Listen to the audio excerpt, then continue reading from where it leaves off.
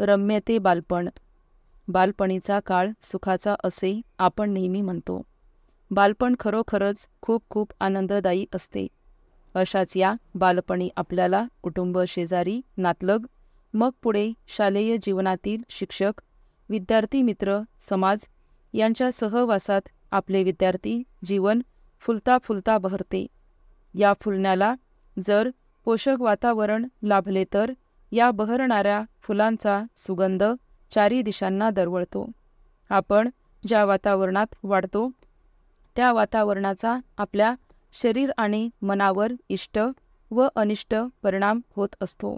आपल्या घरी जर पूजा अर्चा, यज्ञ इत्यादींचे धार्मिक वातावरण असेल तर सहसा ती व्यक्ती धार्मिक वृत्तीची होते.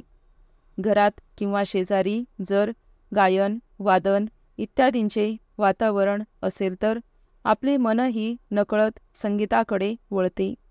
बऱ्याचदा सैनिकांच्या घरी सैनिक किंवा कलाकारांच्या घरी कलाकार घडतो. स्वच्छता, काटकसर, प्रामाणिकपणा, सत्य, परिश्रम इत्यादी मूल्यांची जोपासना करणारी पाऊलवाट घरीदारी भेटल्यास विद्यार्थी त्या पाऊलवाटेने मार्गक्रमण करतो. अन्यथा तो कधीकधी भरकटण्याची शक्यता असते. परिच्छेद. भारत ही संतांची महान भूमी आहे. याच भूमीत भक्तीची पाऊलवाट चोखाळणारे संत ज्ञानेश्वर, संत तुकाराम, संत तुलसीदास, संत गुरु नानक, संत रामकृष्ण परमहंस यांसारखे महान संत होऊन गेले. त्यांनी आपल्याला परमेश्वराच्या भक्तिरसात अखंड बुडवले. भक्ती, शक्ती व युक्तीची पाऊलवाट या सर्व थोर संतांनी निर्माण करून लोकांना सत्कर्म, सदाचाराची शिकवण दिली.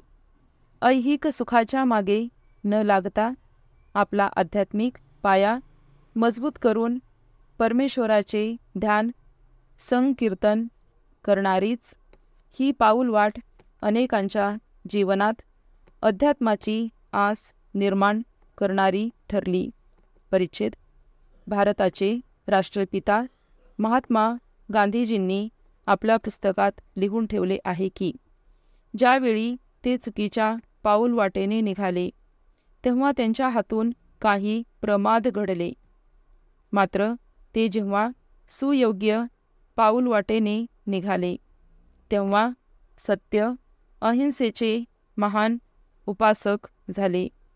देशाला अहिंसेच्या पाऊलवाटेने मार्गक्रमण करायला लावून संबंध जगासाठी आदर्श व्यक्तिमत्व निर्माण झाले.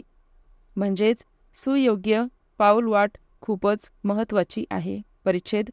भारत देश जेव्हा पारतंत्र्यात होता तेव्हा लाखो भारतीयांनी देशाला स्वातंत्र्य मिळवून देणारी, आपापल्या बुद्धीला पटणारी, कुणी क्रांतिकारी तर कुणी अहिंसेची पाऊलवाटा धरली.